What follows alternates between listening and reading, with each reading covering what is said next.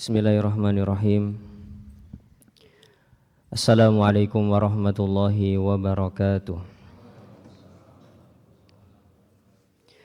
Innal hamdalillahi nahmaduhu wa nasta'inuhu wa nastaghfiruh wa na'udzu billahi min syururi anfusina wa min sayyiati a'malina.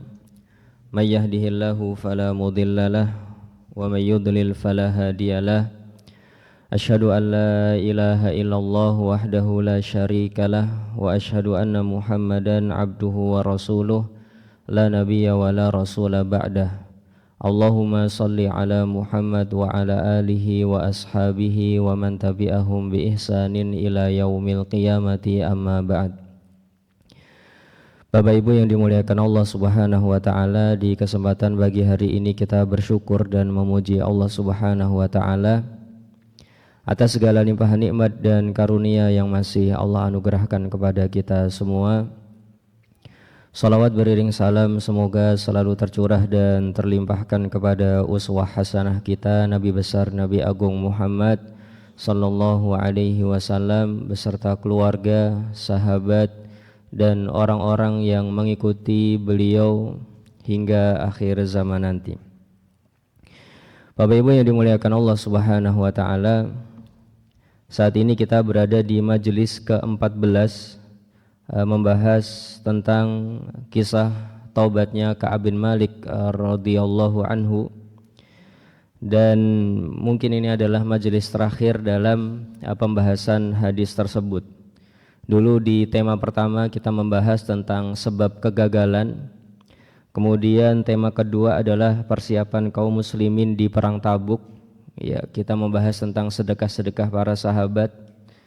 Kemudian yang ketiga, sebab gagalnya sebuah ibadah.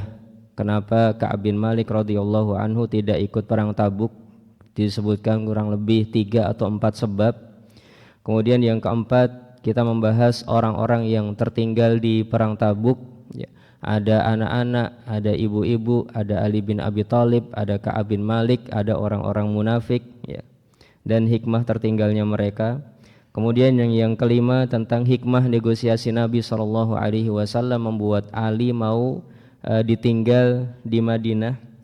Kemudian yang keenam, antara bohong dan jujur, ya, kegalauan Ka'ab bin Malik radhiyallahu anhu dan usaha keras beliau untuk melawan jiwanya sendiri. Kemudian yang ketujuh, kejujuran dan meraih ridha Allah Subhanahu wa taala. Ya, akhirnya beliau jujur dan mengalahkan diri sendiri, keinginan untuk berbohongnya demi mengharapkan keridhaan Allah Subhanahu wa taala, dan beliau pun jujur di hadapan Nabi sallallahu alaihi wasallam.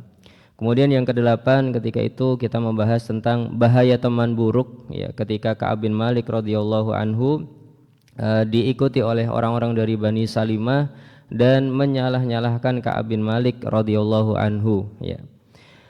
Kemudian yang kesembilan, keberkahan teman baik, di mana Ka'ab bin Malik radhiyallahu anhu akhirnya bisa terlepas dari efek buruk teman yang buruk, ya, dengan bertanya apakah ada orang yang mengatakan sebagaimana perkataanku dan diperlakukan sebagaimana perlakuan Nabi kepadaku. Ya, dijawab ada, yaitu Murarah bin Rabi' dan Hilal bin Umayyah. Akhirnya beliau semakin kuat untuk tetap jujur dan tidak merevisi perkataannya kepada Nabi sallallahu alaihi wasallam. Kemudian setelah itu kita membahas yang ke-10, sedihnya didiamkan Nabi sallallahu alaihi wasallam. Bagaimana Ka'ab bin Malik didiamkan oleh Nabi dan para sahabat, ya, salam saja tidak dijawab, dan beliau bertemu dengan Nabi berusaha untuk mencari simpati, bertemu dengan orang-orang pasar, bertemu dengan sahabat beliau, ya.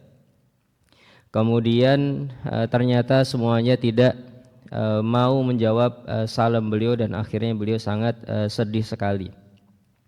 Kemudian yang ke-11 kita membahas tentang ujian kesetiaan, di mana Ka'ab bin Malik radhiyallahu anhu tentang kejujuran taubatnya ini diuji oleh Allah saat ditawari Raja Ghassan untuk ikut di kerajaannya, akan dimuliakan dan akan dijunjung tinggi, ya.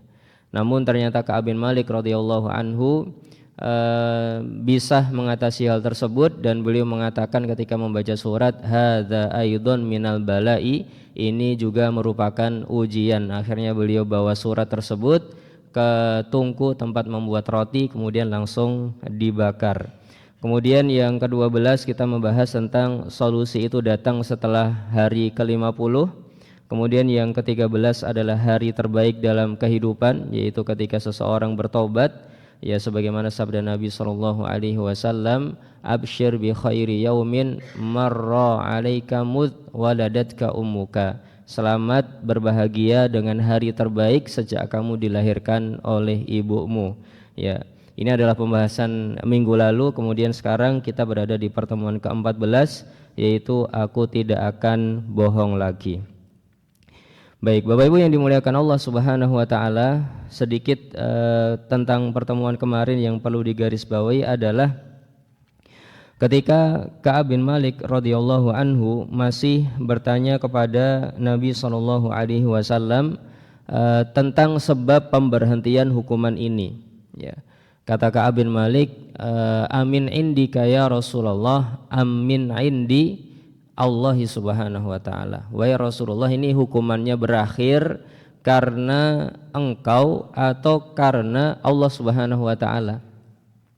Ya, artinya di sini Ka'ab bin Malik radhiyallahu anhu itu masuk dalam kategorinya orang-orang yang mukhlis dan ikhlas, yang mana ini adalah tingkatan tertinggi ketika seseorang melakukan sebuah tindakan.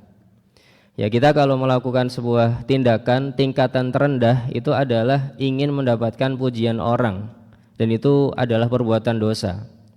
Naik lagi, ya, kita akan lebih lebih ikhlas, ya. Mungkin tidak mengharapkan pujian orang, tapi juga belum mengharapkan keridhaan Allah Subhanahu wa taala. Mungkin melakukan sebuah tindakan karena ada fadilah-fadilah tertentu, ya. Ya, akhirnya melakukan tindakan, dan ini sudah bagus, dan ini tingkat terendah ketika seseorang ingin melakukan sebuah ketaatan. Ya, harus tahu apa fadilahnya baru mau melakukan. Kalau enggak tahu fadilahnya belum mau melakukan. Nah, ini tingkatan terendah dalam kebaikan. Kemudian setelah itu mungkin, ya, maksudnya dalam yang terendah tadi termasuk juga misalkan mendapatkan syafaat Nabi atau masuk ke dalam surga misalkan. Nah, yang terakhir ini tingkatan tertinggi itu adalah ketika seseorang beribadah kepada Allah Subhanahu wa taala untuk mendapatkan keridhaan Allah. Jadi dia sudah tidak mengharapkan pujian orang, dia hanya fokusnya Allah ridho kepadaku atau tidak, ya. Allah ridho kepadaku atau tidak. Saat ibu-ibu misalkan memasakkan suami, apa yang ada di dalam hatinya? Apakah ingin membuat Allah ridho ataukah ingin membuat suami senang? Meskipun semuanya amal ibadah, membuat suami senang itu ya amal ibadah, membuat Allah ridho itu juga ibadah, tapi tingkatan yang paling tinggi. Ketika bapak-bapak memberikan nafkah kepada istrinya, kepada anaknya, memberi uang jajan kepada mereka misalkan, apa yang diinginkan? Apakah dia hanya sekedar ingin membahagiakan keluarganya, atau hanya sekedar ingin melaksanakan kewajiban sebagai suami, atau dia sudah sadar bahwasanya hal tersebut berpahala, atau dia sudah berpikir aku melakukan ini untuk mendapatkan keridhaan Allah Subhanahu wa taala. Nah, ini tingkatan-tingkatan seseorang di dalam melakukan sebuah tindakan dan amalan. Semakin kita bisa mendasari semua tindakan kita, entah ngantar anak ke sekolah, ya, itu juga mengharapkan keridhaan Allah. Membangunkan anak sahur, saya berharap keridhaan Allah. Ya, bapak-bapak bekerja di siang hari, saya berharap keridhaan Allah. Ibu-ibu masak di rumah, saya mengharapkan keridhaan Allah. Ibu-ibu ngurus anak-anak, ya, bersih-bersih rumah, saya berharap keridhaan Allah. Maka dia sudah berada di tingkat tertinggi, dan kalau dia sudah seperti ini biasanya hatinya bahagia, ya, karena dia tidak berharap kepada seorang makhluk dalam sebuah tindakan dan kegiatannya, ya. Dan itulah derajat yang tidak bisa disesatkan oleh setan, ya. Kata Allah Subhanahu wa taala, atau bahkan iblis ketika berjanji ingin menyesatkan seseorang, ya, aku akan menyesatkan mereka semuanya, ya. Illa ibadaka minhumul mukhlasin, kecuali hamba-hamba yang mencapai derajat mukhlas, orang yang engkau buat dia itu selalu mendasari perbuatannya untuk mengharapkan keridhaanmu ya Allah. Mereka tidak bisa disesatkan oleh syaitan ataupun iblis, ya. Baik, nah itu dilakukan oleh Ka'ab bin Malik radhiyallahu anhu, Bapak Ibu. Beliau masih bertanya kepada Nabi meskipun hukumannya sudah berakhir, ya. Sekarang Nabi sudah baik, sudah tersenyum, orang-orang sudah memberikan ucapan selamat, tapi masih ada pertanyaan, ini karena Anda wahai Rasulullah ataukah karena Allah Subhanahu wa taala? Artinya beliau sudah mengharapkan tingkatan yang paling tinggi, mendapatkan keridhaan Allah Subhanahu wa taala. Dan untuk bisa mencapai derajat ini Bapak Ibu, kita harus terus belajar, terus melatih jiwa kita. Kalau dalam bahasa Arabnya itu namanya riyadhatun nafsi, yang melakukan riyadhah dan membenarkan pola-pola pikir dalam sebuah tindakan dan perilaku kita serta ibadah kita. Ya, ini sesuatu yang dicontohkan oleh Ka'ab bin Malik radhiyallahu anhu, ingin mendapatkan keridhaan Allah Subhanahu wa taala. Bukan hanya sekedar Nabi sallallahu alaihi wasallam ridho, karena nanti meskipun Nabi sallallahu alaihi wasallam ridho, bisa jadi Allah Subhanahu wa taala tidak ridho, itu ada, sebagaimana nanti akan disebutkan ayatnya oleh Ka'ab bin Malik dalam kisah ini. Baik, Bapak Ibu yang dimuliakan Allah Subhanahu wa taala, di kesempatan yang lalu juga Ka'ab bin Malik radhiyallahu anhu merasa bahwasanya ujian kejujuran beliau 50 hari didiamkan itu merupakan ujian terbaik beliau, ya, sejak beliau hidup. Ini adalah ujian terbaik. Jadi beliau diuji oleh Allah Subhanahu wa taala, tapi akhirnya merasa beruntung, ya. Nah, kalau kita sedang diuji oleh Allah Subhanahu wa taala ataupun mendapatkan ujian, kemudian kita merasa ini adalah ujian terbaikku untuk mewujudkan atau membuktikan keimananku, maka ini seperti Ka'ab bin Malik radhiyallahu anhu, didiemin 50 hari, enggak diajak bicara, ya, salamnya enggak dijawab, sedih, nangis, tapi beliau merasa akhirnya ini adalah ujian terbaikku tentang kejujuran. Baik, Bapak Ibu yang dimuliakan Allah Subhanahu wa taala, akhirnya Ka'ab bin Malik mengatakan ketika itu, wa arju wa inni la arju an yahfadhani Allahu taala fima baqi, ya. Aku berharap aku akan terus bisa jujur di sisa-sisa umurku. Nah, ini Ka'ab bin Malik radhiyallahu anhu, Bapak Ibu, sudah berubah dan belajar dari pengalaman hidup. Ya, hendaknya kita terus belajar dari pengalaman hidup. Sebagaimana Ka'ab bin Malik radhiyallahu anhu di awal-awal di umur 36 tahun saat sedang kaya-kayanya, sedang saat kuat-kuatnya, beliau mengatakan, ana qadirun ala dzalika idza aradtu. Aku bisa melakukan persiapan untuk melaksanakan perang Tabuk kapanpun aku mau. Akhirnya beliau diuji oleh Allah Subhanahu wa taala sampai 50 hari ini, dan ini bentuk pembelajaran bagi beliau hingga akhirnya beliau sadar, berarti aku tidak boleh ngomong seperti itu lagi. Makanya kalimatnya sekarang, ya, beliau mengatakan wa innila arju an yahfadhani Allahu fima baqi, dan aku berharap aku dijaga oleh Allah Subhanahu wa taala untuk bisa terus bertindak jujur, berkata jujur di sisa-sisa umurku. Beliau tidak mengatakan aku bertekad untuk terus berkata jujur. Tidak berhenti di situ saja, tapi dikaitkan dengan pertolongan Allah Subhanahu wa taala dan juga doa. Baik. Kemudian kita ingin menyampaikan perkataan dari Ibnul Qayyim rahimahullahu taala, bahwasanya kebenaran itu memang berat di awal namun manis di akhirnya. Ya, jadi Ka'ab bin Malik radhiyallahu anhu itu memang merasa berat di awal untuk jujur, namun beliau mendapatkan manisnya dari amalan ini. Ya, kata Ibnul Qayyim, al-haqqu saqilun mari'un wal batilu khafifun wadi'un. Kebenaran itu memang berat memang rasanya pahit dan kebatilan itu memang ringan dan rendah, ya. Mungkin rasanya kadang manis gitu ya. Nah, ini kata Ibnul Qayyim rahimahullahu taala, yang namanya kebenaran itu ya pahit, ya susah, ya berat. Jadi kalau ada orang yang mengatakan sabar itu susah Ustadz, maka kita katakan betul Pak, ya. Jadi sabar itu susah, ya. Sholat 5 waktu di masjid itu susah Ustadz, kita katakan betul Pak, tapi itu tantangan kita. Ya, puasa Ramadan tidak marah-marah itu susah Ustadz, betul Bu, ya. Agak marah saat Ramadan anaknya bikin jengkel itu susah, tapi itu tantangan kita. Jadi kalau kita bisa melihat dari sisi ini, kita akan lebih bisa merubah perspektif kita terhadap sebuah amal kebaikan. Memang amal kebaikan itu berat dan memang susah, kadang rasanya pahit, tapi pasti akhirnya akan baik, ya. Baik, kemudian kita juga ingin menyampaikan bahwasanya kejujuran adalah ketenangan, sebagaimana dikatakan di dalam riwayat Imam At-Tirmidzi, fa innas sidqa tuma'ninatun wa innal kadhiba ribatun. Sesungguhnya jujur itu adalah ketenangan dan berdusta itu adalah sebuah kegalauan.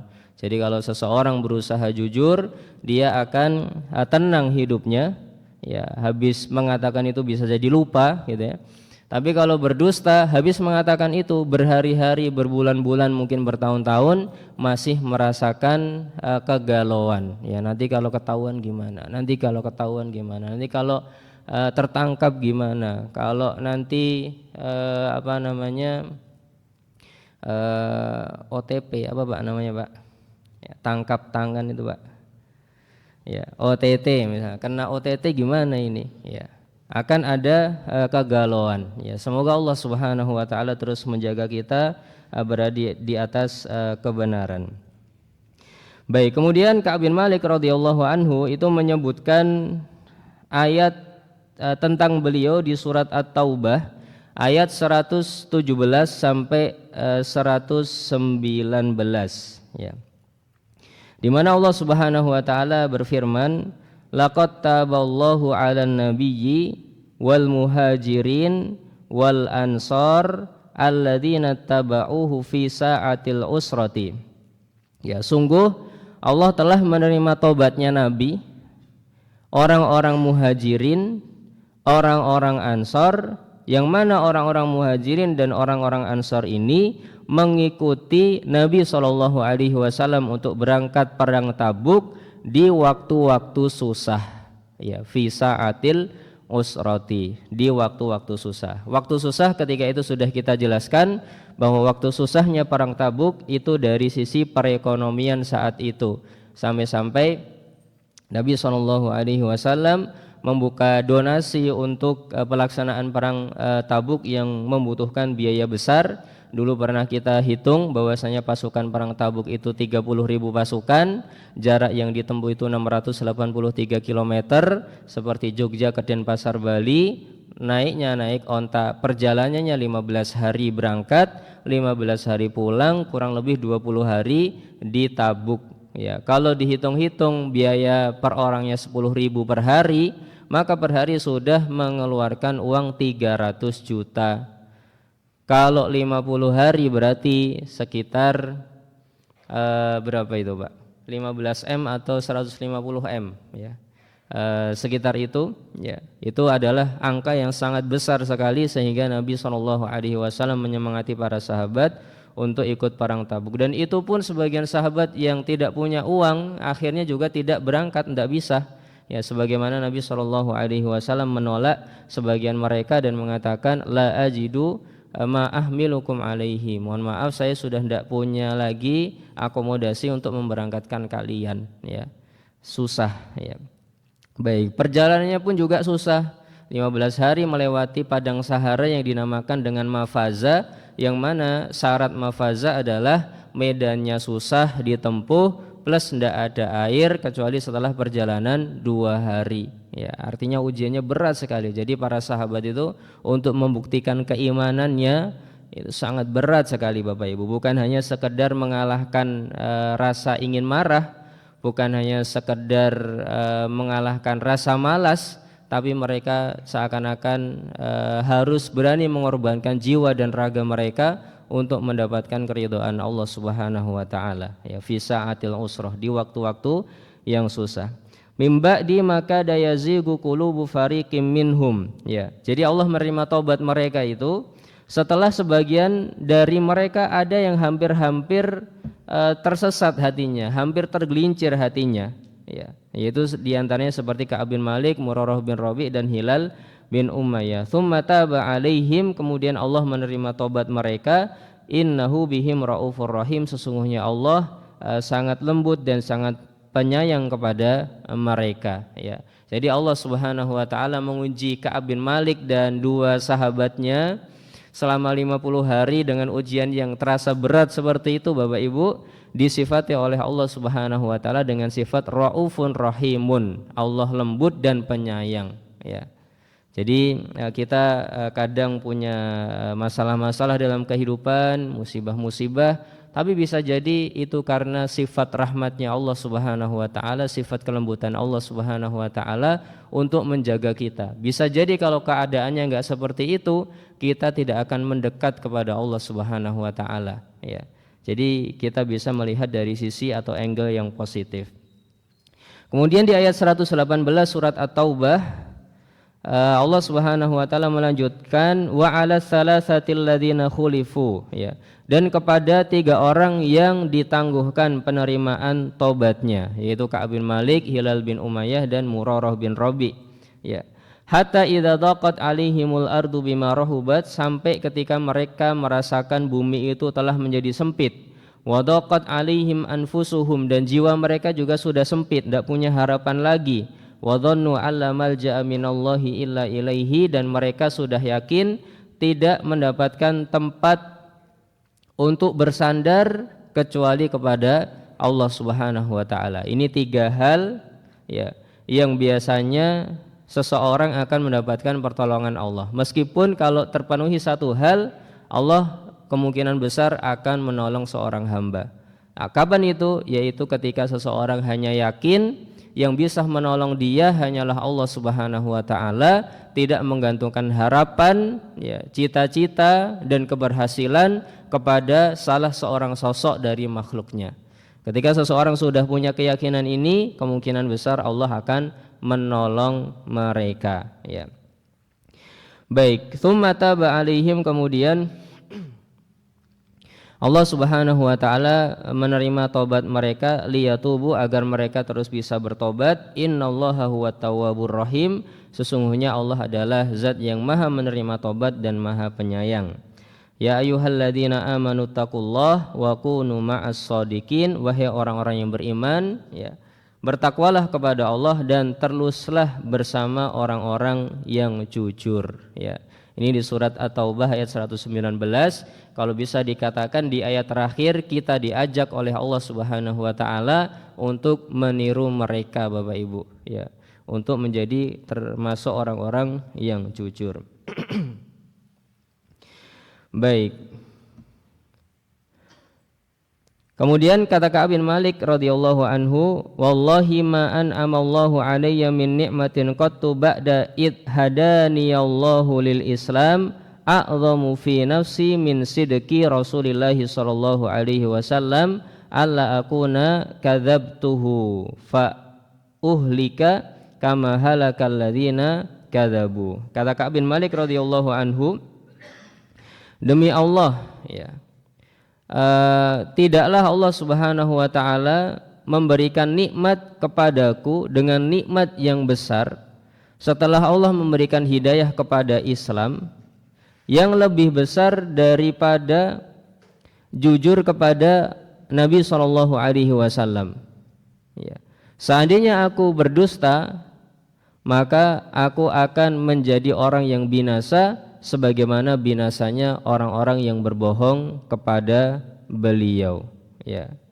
Jadi Bapak Ibu yang dimuliakan Allah Subhanahu wa taala, beliau ini merasakan mendapatkan kenikmatan yang besar, ya, dan beliau sudah lupa dengan kepedihan-kepedihan masa lalu, Ya sebagaimana kita kalau sedang diuji berat, ya di hari-hari ujian itu kita merasa berat, tapi ketika solusi sudah datang, ya semuanya terasa ringan dan semuanya sudah bisa kita lupakan. Sebagaimana saat kita sakit, entah sakit demam, entah sakit gigi, entah sakit apa, pas sakitnya ya kita sakit, ya. Tapi pas sudah sembuh kita lupa dan kadang menerjang larangan-larangan dalam kesehatan. Ya saat kita kepedesan sambal ya kita mengatakan aku besok aku nggak mau makan sambal lagi. Namun kalau sudah sembuh ya besok makan lagi, ya.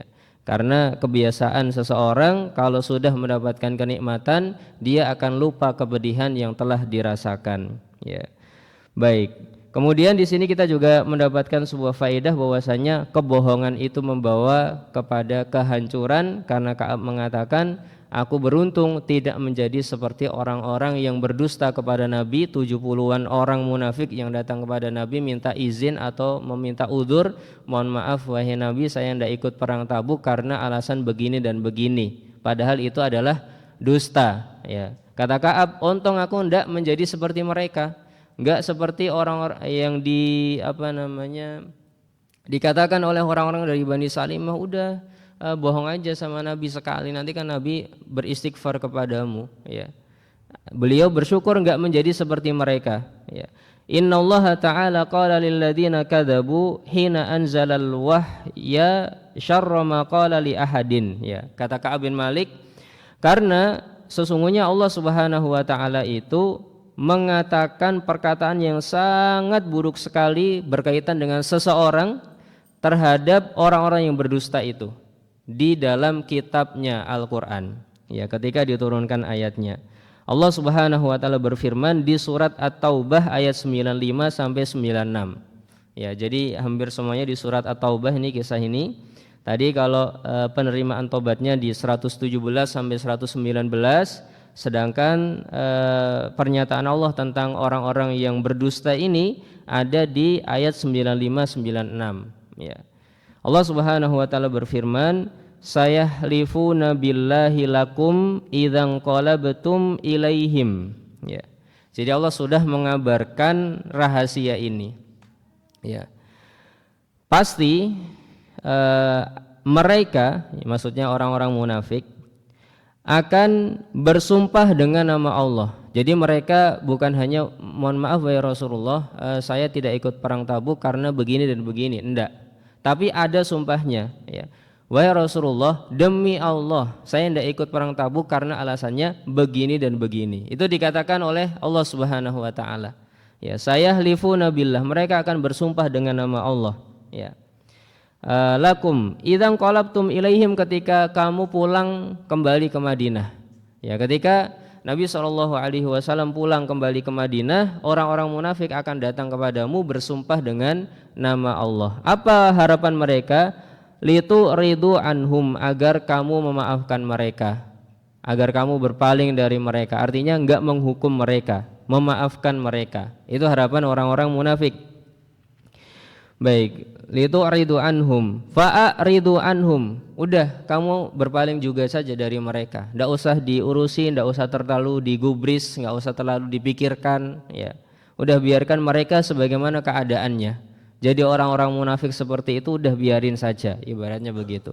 Innahum rijsun, mereka itu najis. Dalam kata rijs itu biasanya terjemahannya kadang najis, kadang kotor, dengan derajat yang sangat rendah sekali. Mereka itu kotor sekali, ya. Mereka itu celah sekali, jelek sekali. Wa ma'wahum jahannam, dan tempat kembali mereka itu di neraka jahanam, ya. Coba Bapak Ibu, kalau Ka'ab bin Malik masuk ke kategori sini dan mengatakan sesuatu yang berdusta, gimana perasaan beliau? Turun ayat seperti ini, ya. Nanti akan ada orang-orang yang bersumpah dengan namamu agar kamu ridho. Udah berpaling aja dari mereka. Itu seburuk-buruk orang dia itu, ya. Seburuk-buruk orang nanti kembalinya di akhirat ke neraka jahanam, ya. Maka benar kata Ka'ab bin Malik ini, di orang-orang munafik dikatakan oleh Allah syarra ma qala li ahadin, dengan penilaian terburuk terhadap seseorang. Dan yang nilai bukan orang Bapak Ibu, tapi Allah Subhanahu wa taala. Ya, dinilai buruk sekali. Itu udah tinggalin aja, orang-orang najis itu. orang-orang kotor itu, ya. Baik, wa ma'wahum jahannam, tempat kembalinya ke neraka jahanam. Jazaa'an bima kanu yaksibun, sebagai balasan atas apa yang telah mereka lakukan. Yahlifuna lakum litardau anhum, mereka bersumpah dengan nama Allah agar kamu ridho, ya, agar kamu ridho. Jadi ini tadi yang kita garis bawahi. Kenapa kok Ka'ab bin Malik masih bertanya kepada Nabi SAW, ini darimu atau dari Allah? Ya. Karena di sini Allah Subhanahu wa taala mengatakan mereka bersumpah agar kamu ridho, ya. Fa in tardau anhum, kalau kamu pun ridho kepada mereka, ya, wahai Muhammad, kata Allah, fa innallaha la yarda 'anil qaumil fasiqin, maka Allah enggak akan pernah ridho kepada orang-orang yang fasik. Jadi Nabi SAW meskipun ridho, Bapak Ibu, meskipun tidak apa-apa, meskipun memaafkan, tapi Allah Subhanahu wa taala tidak akan memaafkan dan tidak akan ridho dengan orang-orang yang berbuat fasik seperti itu, ya. Jadi ini benar-benar penilaian yang sangat buruk sekali dari Tuhan semesta alam terhadap seseorang di perang Tabuk tersebut, ya. Naudzubillahi min dzalik. Semoga ayat ini juga bisa kita ingat-ingat Bapak Ibu setiap saat dan setiap waktu, bahwa yang terpenting itu adalah kita mendapatkan keridhaan Allah Subhanahu wa taala, jangan mengharapkan keridhaan seorang makhluk, ya. Meskipun kita dianjurkan untuk berbuat baik kepada mereka, kita berusaha untuk membahagiakan mereka, tapi harapan kita, aku melakukan itu semua karena mengharapkan keridhaan Allah Subhanahu wa taala. Ini derajat yang sangat tinggi sekali. Baik, qala Ka'ab bin Malik masih mengatakan, kunna khullifna ayyuhas salasah an amri ulaika alladziina qabila minhum Rasulullah sallallahu alaihi wasallam hina halafu lahu, ya, wa bay'ahum wastaghfara lahum, ya. Wa arja'a Rasulullah sallallahu alaihi wasallam amrana hatta qadallahu ta'ala fihi bidzalika. Kata Ka'ab bin Malik, sesungguhnya kami bertiga, ya, adalah orang yang ditangguhkan penerimaan tobatnya dari orang-orang tadi, maksudnya orang-orang munafik yang ada di surat At-Taubah ayat 95 sampai 96. Ya, kami ditangguhkan. Mereka diterima oleh Nabi SAW saat bersumpah.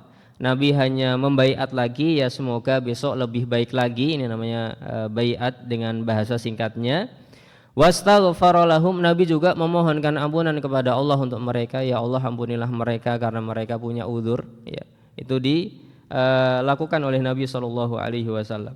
Dan Bapak Ibu mungkin perlu merenungkan tentang sifat pemaafnya Nabi SAW ini, di mana beliau sudah dapat wahyunya, sudah dapat penjelasannya, bahwasanya akan ada orang-orang munafik bersumpah dengan nama Allah meminta udzur kepadamu.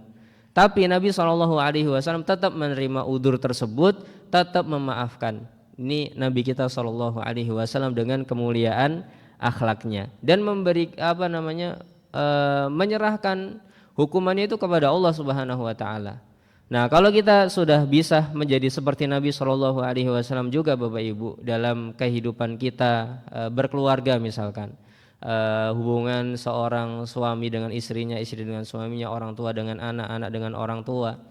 Kalau mereka sudah bisa menjadi seorang pemaaf, meskipun sudah tahu sebagiannya itu ada yang salah gitu ya, tapi dimaafkan, diterima, maka dia adalah orang yang sudah selesai dalam kehidupan ini. Maksudnya dia itu mendapati hatinya sudah sangat kuat sekali, ya. Yang penting Allah ridho, yang penting Allah senang, ya. Meskipun aku tahu dia ada kekurangan, ada kesalahan, aku akan berusaha memperbaikinya, tapi aku tetap memaafkan mereka, ya. Ini sesuatu yang sangat besar sekali, berkaitan dengan sifat Nabi SAW memaafkan mereka, padahal Nabi tahu mereka akan bersumpah dengan nama Allah hanya mencari muka, dan alasan-alasan yang disampaikan pun alasan-alasan dusta, ya. Ini karakter Nabi SAW sebagai seorang yang pemaaf dan pengen orang-orang itu kembali kepada kebaikan dengan kebaikan-kebaikan yang diberikan Nabi SAW. Karena ini juga perintah Allah Subhanahu wa taala, idfa billati hiya ahsan, ya. balaslah perbuatan buruk dengan perbuatan baik. Wala tastawil hasanatu walas sayyi'ah. Tidak sama perbuatan baik dan perbuatan buruk ya.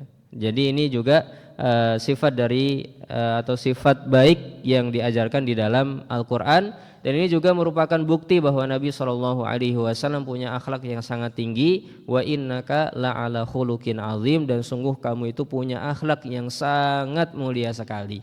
Ya, ini akhlaknya Nabi SAW. Sudah tahu orang mau membohongi beliau, tapi beliau masih memaafkan dan memohonkan ampunan kepada Allah Subhanahu wa taala. Ya, sesuatu yang sangat luar biasa.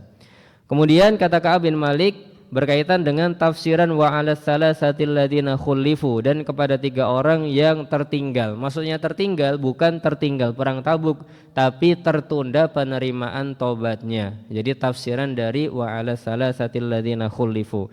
Karena bagi orang yang belajar bahasa Arab, kalau tidak membaca tafsirnya, mungkin fahamnya adalah dan kepada 3 orang yang tertinggal tidak ikut perang Tabuk. Ya, khulifu itu artinya tertinggal gitu. Tapi ternyata tertinggal atau tertunda diterima tobatnya, maksudnya itu Ka'ab bin Malik. Walaysal ladzi dzakara mimma khallafana takhallafna minal ghazwi, kata Ka'ab, bukan maksudnya kita tertinggal enggak ikut perang Tabuk, bukan. Wa inna ma huwa takhlifuhu iyyana wa irja'uhu amrana amman halafa lahu wa tadara ilaihi faqabila minhu. Tapi maksud dari wa 'ala salasatil ladzina khulifu, dan 3 orang yang tertinggal adalah ketika kami ditunda penerimaan tobatnya dibandingkan dengan orang-orang munafik yang meminta maaf kepada Nabi SAW. Ya, hadis riwayat Imam Bukhari dan Imam Muslim. Wa fi riwayatin, dan dalam riwayat yang lainnya kata Imam Nawawi, anna Nabi SAW kharaja fi ghazwati Tabuk yaumal khamis, bahwa Nabi SAW berangkat perang Tabuk itu di hari Kamis ya. Wa kana yuhibbu an yakhruja yaumal khamis, dan salah satu yang disukai Nabi SAW adalah berangkat safar di hari Kamis ya. Jadi ini kalau Bapak Ibu ada yang suka berangkat safar di hari Kamis, maka ini salah satu yang disukai oleh Nabi SAW juga. Kemudian wa fi riwayatin, dan dalam riwayat yang lainnya, wa kana la yaqdumu min safarin illa naharon fid duha ya. Dan tidaklah Nabi SAW tiba dari safar kecuali di siang hari di waktu duha. Jadi kesukaan Nabi kalau pulang itu bukan malam, bukan sore ya, bukan siang, tapi di waktu duha, di siang hari, di pas-paske gitu Bapak Ibu. Ya, ini kenapa? Karena pada zaman dulu belum ada HP, belum ada alat komunikasi. Biasanya kalau waktunya pagi itu semuanya siap ya. Siapapun siap, yang di rumah juga siap, sudah mandi, sudah bersih-bersih, ya siap menerima keluarganya kembali. Ya, mungkin istrinya juga sudah berdandan misalkan, ya sudah mandi, ya tidak bau kecut ya, ataupun yang semisalnya. Jadi beliau suka kalau pulang di waktu duha, siang hari. Fa idza qadima bada'a bil masjid fa shalla fihi rak'ataini tsumma jalasa fihi. Kemudian kalau beliau sudah tiba, maka beliau pasti menuju masjid terlebih dahulu. Kemudian beliau sholat 2 rakaat, kemudian beliau duduk di masjid terlebih dahulu menerima orang-orang yang datang kepada beliau. Ya, ini adalah kisahnya Ka'ab bin Malik radhiyallahu anhu Bapak Ibu, berkaitan dengan pertobatan beliau yang sangat banyak hikmahnya. Kenapa beliau bisa cerita seperti ini? Karena sebagaimana dulu kita sebutkan, Ka'ab bin Malik radhiyallahu anhu ini adalah seorang yang pandai linguistik, pandai bersastra, bahkan beliau bisa membuat satu kabilah masuk Islam gara-gara 2 bait syairnya. Jadi bikin 2 pantun, semua kabilah atau satu kabilah itu masuk ke dalam Islam. Jadi beliau pandai linguistik, pandai dalam bahasa, dan pandai dalam mempengaruhi seseorang, pandai dalam bercerita. Bahkan saat itu dikatakan kepada Nabi, seandainya yang saya hadapi bukan Anda wahai Rasulullah, pasti akan Anda dapati saya bisa berpisah dengan orang itu dalam keadaan dia ridho kepadaku meskipun aku salah ya.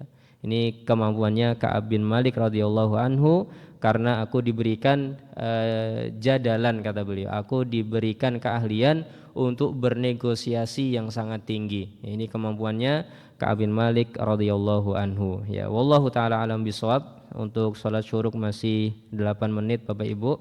Apabila ada pertanyaan di 8 menit tersebut maka dipersilahkan.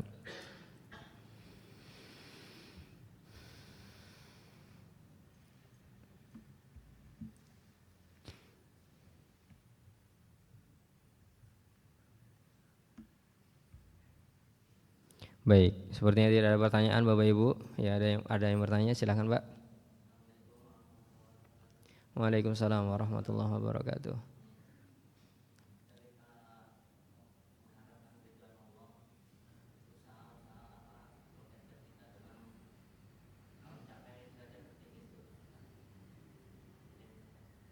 Baik, apa yang bisa kita lakukan Bapak Ibu yang dimuliakan Allah Subhanahu wa taala untuk menjadi orang yang setiap melakukan sesuatu ya, itu selalu mengharapkan keridhaan Allah Subhanahu wa taala? Jawabannya adalah sadar. Ya. Jadi sejak mau melakukan sesuatu, kalau kata Ibnul Qayyim ya, di dalam salah satu kitabnya, dulu saya membaca ini di kitab Wasiat Penuntut Ilmu ya, bahwasanya Ka'ab bin Malik rahimahullah, Ibnul Qayyim rahimahullah mengatakan, sebelum kita melakukan sebuah tindakan apapun itu, maka kita bertanya pada diri sendiri ya. Jadi sebelum misalkan mau ngasih uang jajan sama anak yang mau minta cilok misalkan, dia bertahan dulu, saya sebentar ya, dipikir dulu Bapak Ibu, menghadirkan kesadaran ya, ini saya mau ngasih untuk mendapatkan keridhaan Allah. Ya Allah, tolong tuliskan pahalaku di sisimu. Baru dikasihkan Pak. Nah, ini adalah salah satu cara untuk seperti itu. Jadi sadar dulu, kemudian hadirkan niatnya. Kemudian juga saat sholat juga sama. Sholat kalau kita gerakannya cepat itu tidak sadar ya. Kadang kita harus berhenti lama dulu. Setelah semuanya menempati posisinya, kemudian kita mikir, oh aku mau berdoa di kala sujud, subhana rabbiyal a'la. Artinya sadar dia ya. Kalau cepat dia nggak sadar sedang berbicara dengan Allah atau apa, langsung otomatisasi terus semuanya ya. Jadi salah satu tekniknya agar kita selalu bisa untuk mendapatkan keridhaan Allah itu adalah sebelum melakukan sebuah tindakan berhenti dulu ya. Dalam bahasa mudahnya menghadirkan niat terlebih dahulu ya. Dan apakah ini bisa dilakukan dalam 1-2 hari latihan? Jawabannya tidak. Mungkin Bapak Ibu harus latihan 1 tahun sampai terbiasa seperti ini ya. Jadi setiap kali mau melakukan sebuah tindakan berhenti dulu ya, aku mau wudu ya, mau wudu mendapatkan keridhaan Allah misalkan. Oh aku tuh mau sholat, sekarang mau berangkat ke masjid ya. Ya, kemudian aku ini sedang puasa.